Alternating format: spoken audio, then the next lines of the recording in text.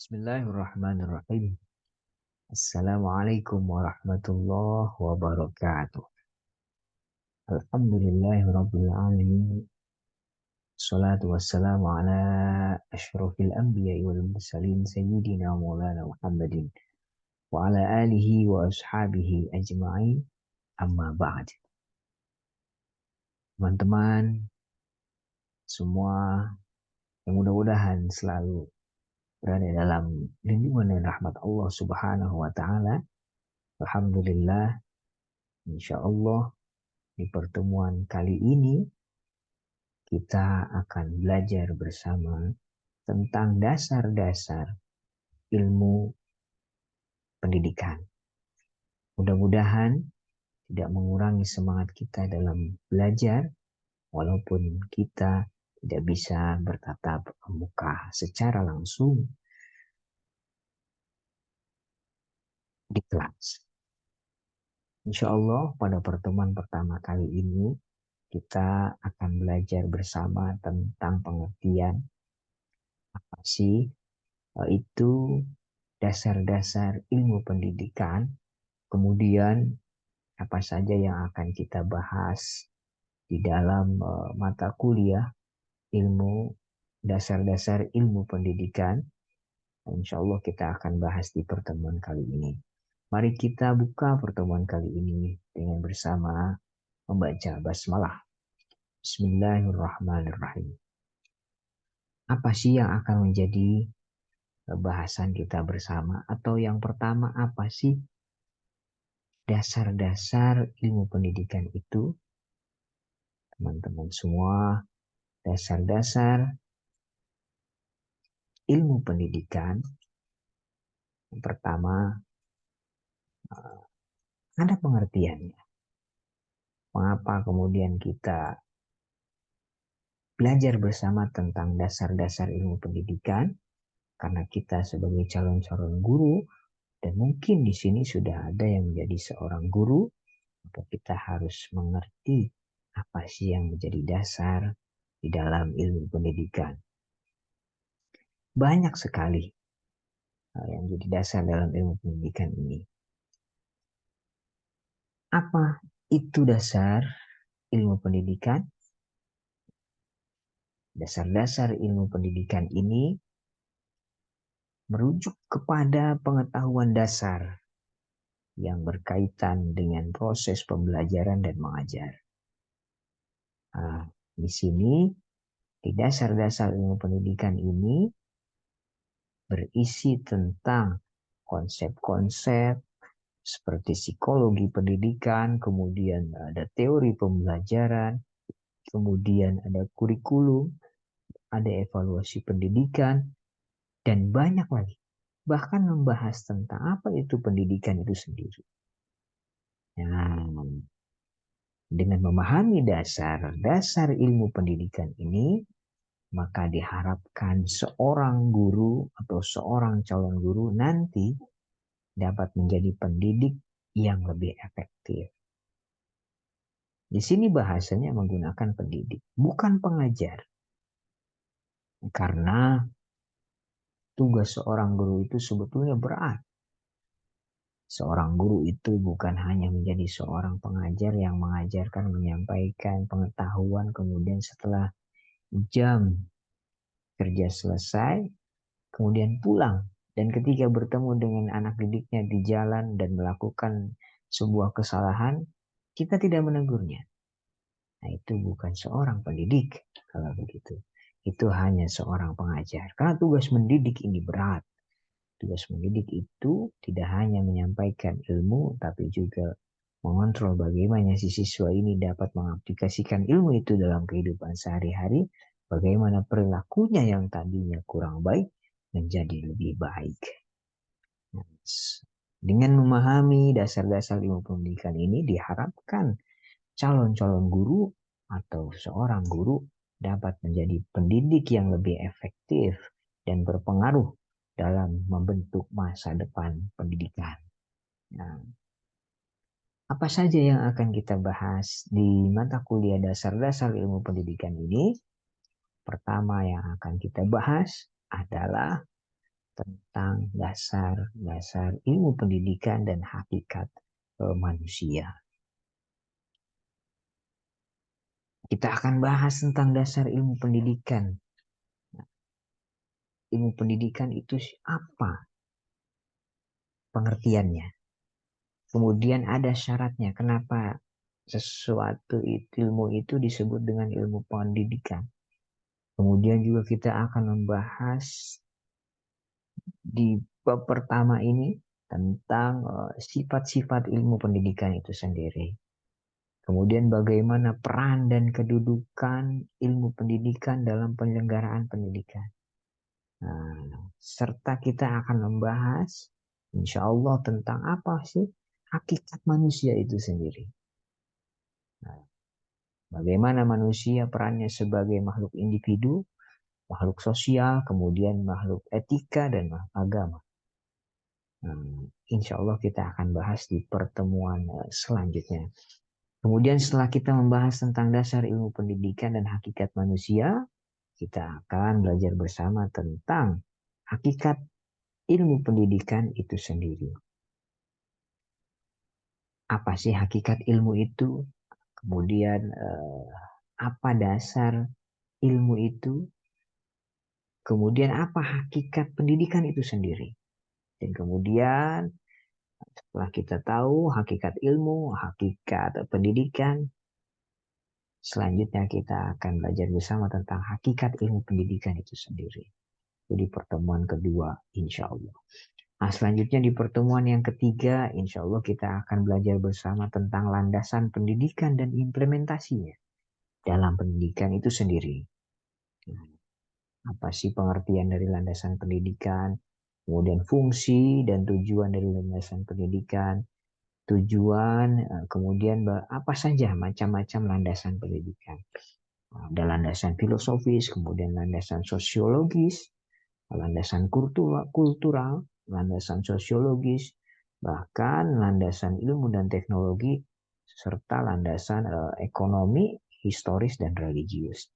Insya Allah di bab yang ketiga kita akan belajar itu. Dan bagaimana kemudian landasan-landasan itu kita implementasikan dalam dunia pendidikan. Landasan filosofis, landasan sosiologis, landasan kultural, landasan hukum, psikologis, ilmu pengetahuan, dan religius.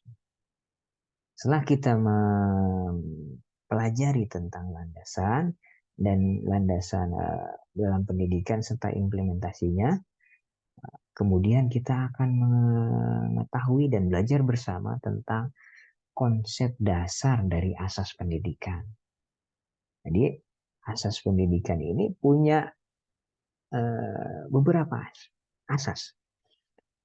Contoh, ada asas tuturi handayani, kemudian asas belajar sepanjang hayat, ada asas kemandirian dalam belajar, ada asas semesta, menyeluruh dan terpadu, ada asas manfaat, adil dan merata, kemudian ada juga asas tanggung jawab. Insya Allah kita akan belajar bersama. Dan yang kelima ada pilar-pilar pendidikan dan implementasinya.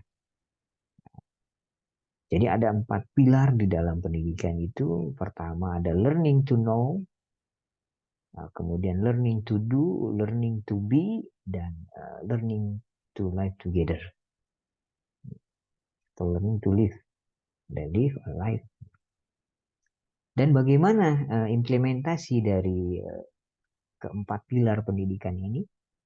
Nah, di dalam pendidikan, bagaimana implementasinya learning to know, learning to do, learning to be, learning to live together. Nah, yang keenam kita akan belajar bersama tentang pendidikan sebagai suatu sistem dan komponen sistem pendidikan. Apa sih sistem pendidikan itu sebagai suatu sistem? Kenapa pendidikan itu dipandang sebagai suatu sistem?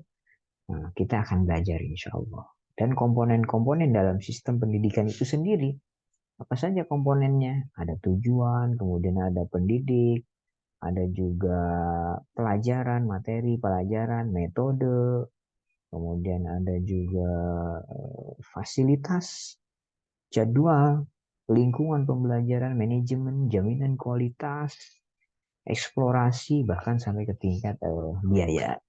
Itulah komponen dalam sistem pendidikan. Di pertemuan ketujuh, kita akan belajar tentang konsep penyelenggaraan sistem pendidikan nasional. Bagaimana konsepnya, konsep dasar sistem pendidikan nasional. Pendidikan dipandang sebagai sebuah sistem karakteristik kebijakan sistem pendidikan nasional itu bagaimana, dan realitasnya bagaimana sistem pendidikan nasional, standarisasinya, kemudian implementasi kebijakan pendidikan di Indonesia, bagaimana keinginan sistem pendidikan di Indonesia, dan komponen standar nasional pendidikan. Yang kedelapan, kita akan belajar bersama tentang konsep teoritis tentang pemikiran pendidikan. Apa pengertiannya dari konsep pendidikan ini, pengertian dari pemikiran. Kemudian kita akan belajar juga tentang teori dan aliran pendidikan. Ada teori-teori pendidikan, ada aliran-aliran pendidikan. Nah, bagaimana nanti kita juga belajar bersama tentang bagaimana pendidikan di era yang baru. Di era revolusi industri 4.0 atau di pendidikan era society 5.0, ya. Ada yang ke-9, kita akan bahas, belajar bersama tentang konsep dan teori model pembelajaran. Apa sih model pembelajaran itu? Tujuannya apa? Prinsipnya apa? Banyak sekali macam-macam model pembelajaran. Secara garis besar kita bagi menjadi 5 misalkan. Ada pembelajaran yang secara langsung atau direct instruction, model pembelajaran kooperatif atau kita kenal dengan cooperative learning, atau pembelajaran berbasis masalah yang kita kenal dengan problem solving, atau juga dengan model pembelajaran contextual learning, atau dengan model pembelajaran kuantum yang kita kenal dengan quantum learning. Itu di bab 9 insya Allah. Dan yang ke-10, kita akan membahas bersama tentang permasalahan pokok pendidikan di Indonesia. Apa saja permasalahannya pokok pendidikan di Indonesia ini. Di bab 11 kita akan membahas bersama tentang faktor. Apa saja faktornya yang mempengaruhi permasalahan pendidikan. Nah, kemudian bagaimana faktor-faktornya apa saja kira-kira. Contohnya seperti perkembangan iptek dan seni, laju pertumbuhan penduduk, aspirasi masyarakat, kemudian keterbelakangan budaya dan sarana kehidupan. Itu menjadi faktor-faktor yang mempengaruhi permasalahan pendidikan ya di Indonesia khususnya. Dan yang terakhir di bab yang ke-12, insya Allah kita akan bagaimana membahas tentang belajar bersama, tentang upaya pembaruan pendidikan. Apa sih tujuan dari pembaruan pendidikan ini?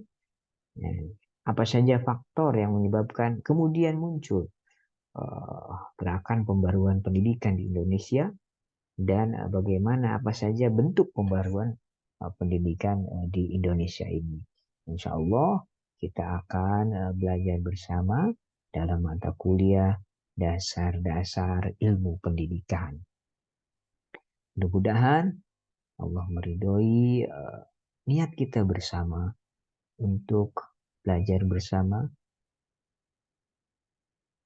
dalam mata kuliah dasar-dasar ilmu pendidikan ini, dan Allah mudahkan jalannya bagi kita semua agar mudah paham tentang apa yang akan kita pelajari nanti, dan Allah jadikan kita semua sebagai hamba-hambanya yang termasuk golongan orang-orang yang tak putus, tak berhenti untuk belajar sampai kita terpisah, jasad dan roh kita terpisah.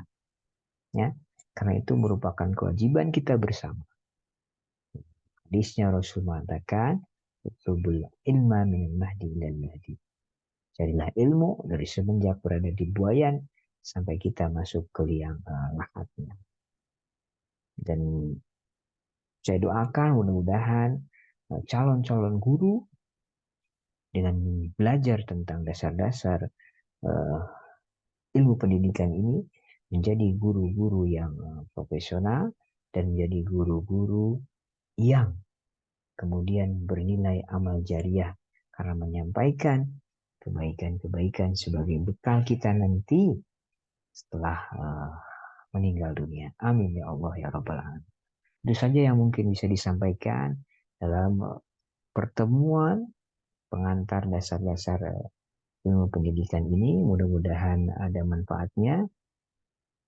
Mohon maaf atas segala kesalahan. Sampai jumpa di pertemuan selanjutnya. Terima kasih.